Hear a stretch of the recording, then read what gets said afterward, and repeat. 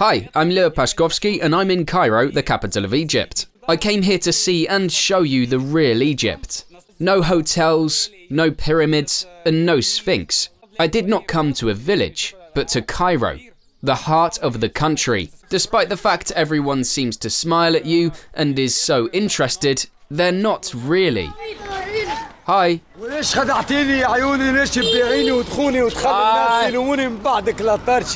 I don't speak Arabic. My name is Leo. My name is Leo, I don't speak Arabic, sorry.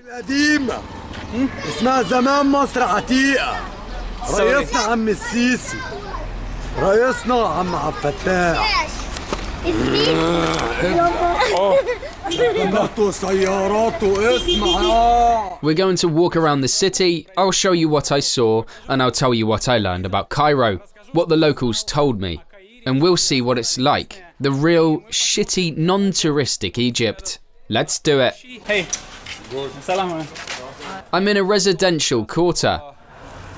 Residential development is, in general, a disaster. If you look at the residential areas from a distance, you'll see how bad it is. It's just endless brown, grey and beige tall buildings.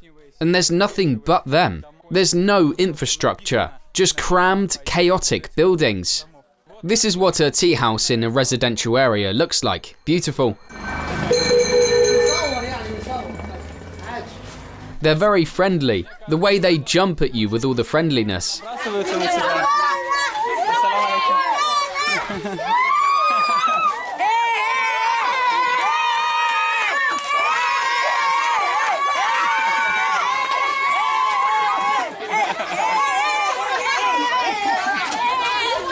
They want to show us puppies. Nice. Nice puppies. Good, Rushki. How are you, my little ones? Animals come straight out of the buildings.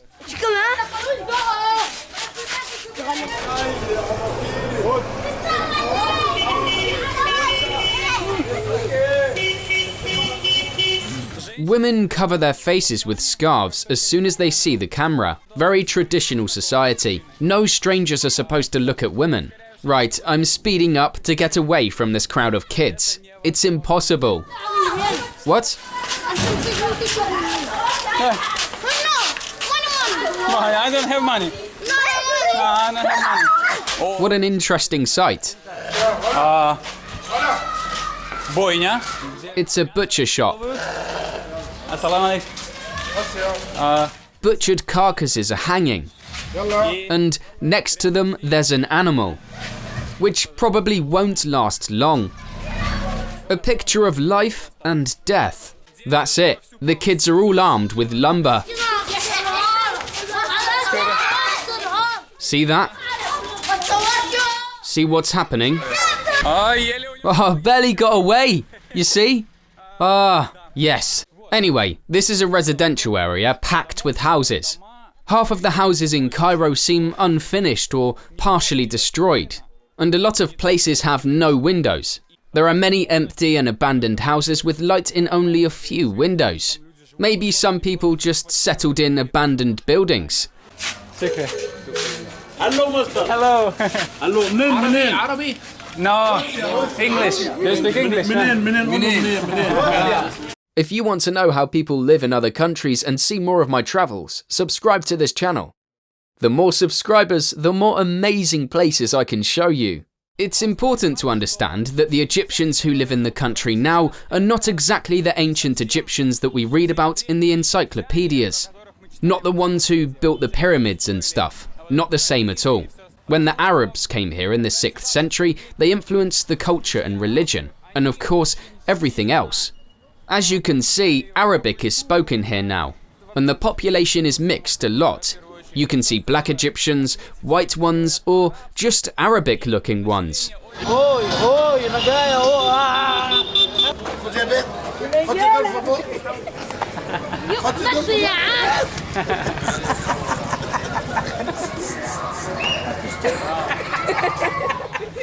Let's go to another yard and I'll tell you a story about people who are very passionate about Islam. You can see a lot of men on the streets who have something on their foreheads. It's not even a bruise, it's a black spot. Anyway, those black spots on foreheads are a sign that people pray very, very hard. Let me show you. Can I take a picture? Just photo. Did you see that lump on his head? That's it. The people here are very nice. Usually, when someone is praying and sees the camera, they get a bit annoyed. This man here even called me over and asked me to record him doing it. I think he is just proud that he's a true Muslim. I was told a story that is, as I understood, being told as a joke. There was a Muslim, a very strong believer, who decided that he would never eat watermelon because at the time of the Prophet Muhammad, there were no watermelons. The Quran doesn't give any info on how to eat watermelon either. The Quran and its interpretations cover a lot of spheres in life's details, but there is not a word about watermelons. So the man decided not to eat watermelon at all, to make sure he doesn't break any rules. He wanted to follow the Quran rules in every aspect of his life.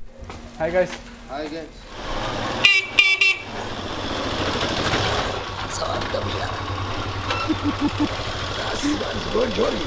There's one very cool thing. There's a wooden box up there. It's a drove house. There's a lot of them in Cairo. This one is very low. Most of them are on top of rooftops or tall buildings. They breed doves there. They mostly breed them to eat. Doves are stuffed with some kind of porridge. Their meat is quite delicious. Not bad. It does not taste like chicken. God knows what it tastes like, but it's pretty tasty. Number one.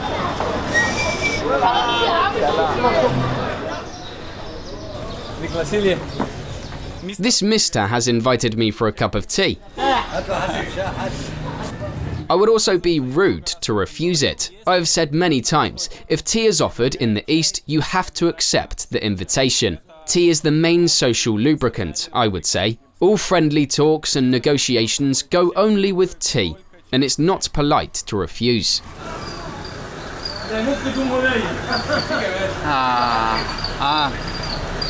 There we go. You certainly see what this tea house looks like. Reminds me of a bad public toilet.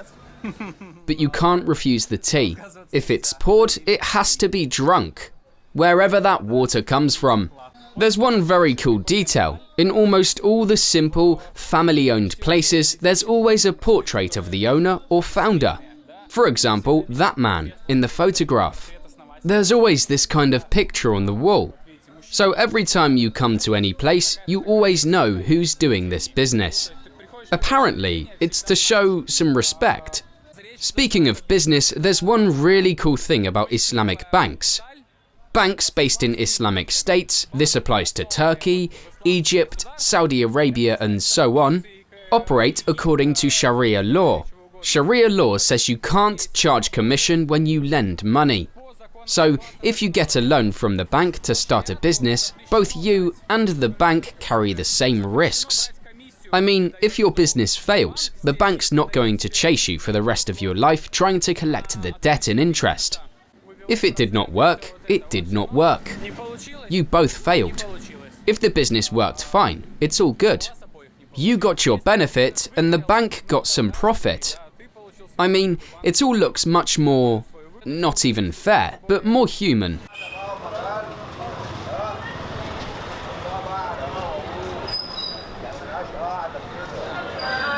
Can you hear that? Prayers coming from all over. The barber shop, the butcher shop. You can hear religious singing everywhere.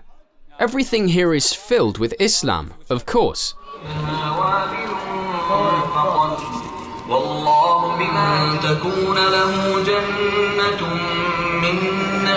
Here is a very cool Muslim world detail. There is an ad on the post from the travel agency that organizes trips to Mecca. I mean, the Hajj. What's interesting about Mecca is that only Muslims can get there. Non-Muslims are not allowed there. Now, there are people who specifically convert to Islam to get to Mecca. Hello.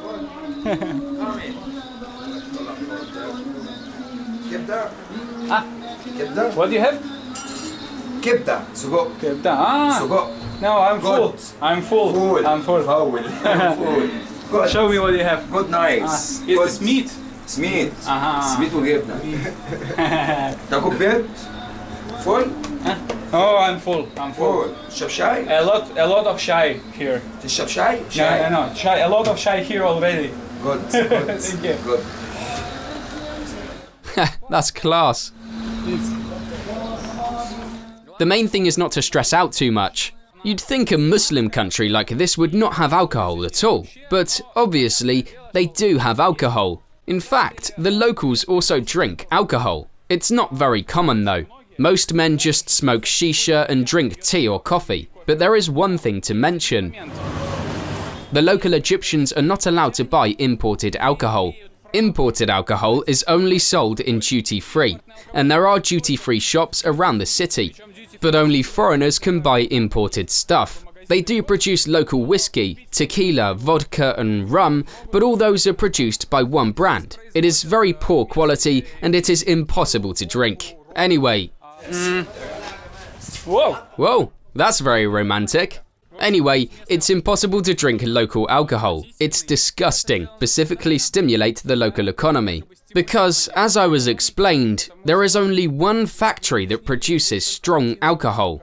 So, it's a monopoly and half the factory belongs to the military. There has been martial law for several decades, and all this is done in order to finance the army and the military through the sale of alcohol.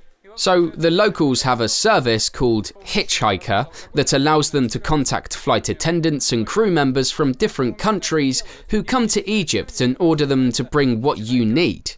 And they get some commission for it. Anyway, they find a loophole.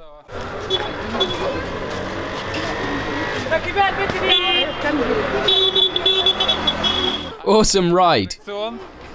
You can't see it, but it's all driven by the power of a big woman. A woman stands behind the carousel and pushes it with her hands. As you can see, women and girls look different here. Someone is wearing a hijab and long clothes that hide the whole body. Someone wears modern clothes but still covers their head.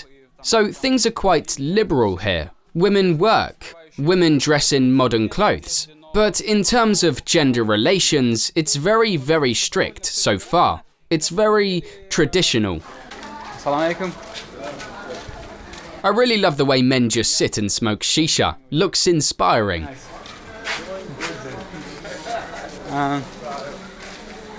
The thing is, even if you're dating a girl, you have a 99.9% chance of not having sex, because both religion and tradition forbid it. No man will marry a girl who has slept with someone before him, so she's not a virgin. And the problem is, and I'd even say the absurdity is, that even if you dated a girl for a few years, and you ended up having sex with her, after all these years of dating, you're not going to marry her. I mean, you date her, you get her to have sex with you, and you end up breaking up with her. And this happens here in Egypt very often. And it seems like, okay, you two have been together for so long. Why? What happened? But the difference is, it's a question of honor. No one will marry a girl who's lost her honor, even if it is your girlfriend. And we discussed it with a very local young guy who was quite modern. We asked him if he dated a girl, slept with her, would he marry her? He said no, never, definitely not under any circumstances. I tell him why, it doesn't make sense. It's not like she slept with someone else. And he says, no, I don't know what it is. It's something our parents and our grandmothers have sown in us. And it's such an important tradition. I just never thought about it. We're like, okay, here, you can think about it now. Let's discuss it. And he just sits there and says, no, I thought about it once or twice, but no, my answer's still no. Whatever the logic is, whatever our relationship is, I will never marry her. And that's a big problem. We also met a couple of gay guys from Cairo, and they said that because of the traditions on gay people here who are persecuted by the law, they have a lot more sex and a lot more opportunity to find a couple for pleasure than straight people. As weird as that sounds. Because gay people actually have more freedom in this country of homophobia. There's a law that punishes gays with prison. They can get up to a 5-year sentence. And according to Sharia, they have to be thrown from a high tower. So it's no fun being gay here. So they are of course hiding. Don't you think that a Muslim country is super Puritan? There are even some kind of strip clubs here. Let's call them that. They are clubs that work at night. Men go there and even have a drink. And there are girls dancing, but they're belly dancing. I mean, they don't undress, they do belly dancing, and men are allowed to throw money and rain it at them. They shower them with cash, and the more money you throw, the cooler you are. Just another way to show off and have fun. But it's a pretty chaste one. You just walk down the street, you don't touch anyone, then you turn and this is what you see. A horse with a speaker.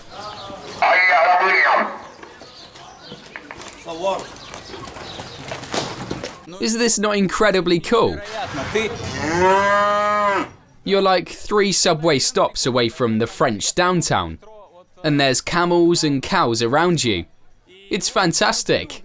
The way modern things and old traditional ones mix up here is pretty cool. You see people wearing modern clothes and lots of women with their heads uncovered. There are lots of expensive cars around. And at the same time, you can see a donkey pulling a cart or a wooden cart of sugarcane like this. This cane will be squeezed by hand and made into juice. It's a very cool mixture. It feels like the city is at the edge of times. The past is interlinking the present.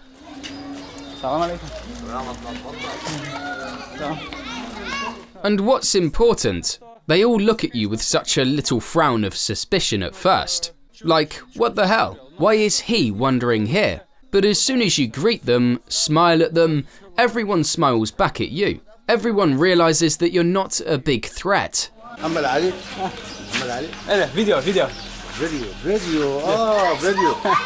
طيارة صح؟ Yes.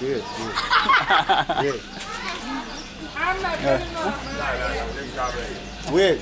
Hello. What you watch? What you watch? No, I walk. What? No, thank you. No, I'm good. I'm for fun as much as everybody here, you know? That's why we're all having fun. The worst thing in Cairo, of course, is the traffic. Because first of all, I'd say there are no traffic lights in the city. There are a few, but only a couple dozen for the whole city. There are no road markings, almost anywhere. And road traffic is a complete mess. What saves the situation is that almost all roads are one way. There is no oncoming traffic, so things work somehow. But pedestrians walk where they want and everyone drives on a red light. People can just stand in the middle of the intersection. There's wild traffic around them and they're just in the middle of the road signing documents. I've seen it here. It's complete chaos. If you have to cross the road, you're not waiting for the green light. You're just brazenly crossing the road where you need to with a very confident face. Take your time, do not run. Make sure the drivers can see that they have to treat you with respect, that a person like you cannot be hit by a car. The logical question is, do you have to study to get your driver's license? I asked a few guys. They told me yes, you take classes, learn traffic rules and pass the exam. But still, it all comes down to you giving a bribe so that no one will check the results of this exam. Basically, you end up buying your license. And I don't know why there are traffic police on the road, and they don't even stop someone or take some notes. But what kind of violation do they need to stop cars for? Nobody follows any rules around here. One driver told me there was only one important rule: avoid the police. The thing I love about a lot of cars here is that Egyptian plates are placed over European plates. I've seen a few cars with more number plates, like American, then European and Egyptian on top. As I was told, people are proud to have imported cars brought from Europe, so they leave these number plates for everyone to see. My car is from Europe. Although, in fact, all the cars here are brought either from Europe or from Asia. Well, this is how they show off. I'm in the heart of Cairo, the downtown. It reminds me very much of Havana, the capital of Cuba. All because of incredibly beautiful European buildings. In the 19th century, downtown was built according to the Parisian model. It was supposed to be as incredible as Paris. In fact, it worked out. The architecture here is amazing. I mean, it was very beautiful before. The buildings are really fantastically beautiful, but just as in Cuba, everything is in such a bad state. Everything is so badly kept and destroyed. The buildings are not taken care of. It is very sad to see it, because it used to be a fantastically gorgeous city. Another problem that kills all the beauty of this European centre is the dust. Probably because there's a desert nearby. Everything is covered with dust. All the buildings are completely covered with a thick layer of dirt. And it's hard to tell what the colour of the buildings were before, because the whole city is grey and brown. It looks depressing. Street food. To be fair, I did not experience much of it. Firstly, there's not much of it. Secondly, it is... how noisy. Mostly it's falafel. Falafel, fried potatoes, eggs and naan bread. But falafel is so delicious that I'm ready to eat it every day. At least twice a day. Two falafel. Any fast food chain should take as an example how they organise things here. The place is 3 square meters and 2 people work there. They manage to cook falafel, omelettes, salads, potatoes, chips and everything. Just 2 people, but they work very fast. The queue is large but is moving non-stop and is served quite fast. Unlike other places in Egypt where you have to wait 20 minutes at least to get something done. And it is very convenient that you can take your falafel breakfast and bring it to another place like a tea room, for example. Order tea and enjoy your food. No one will say a word to you. One shai?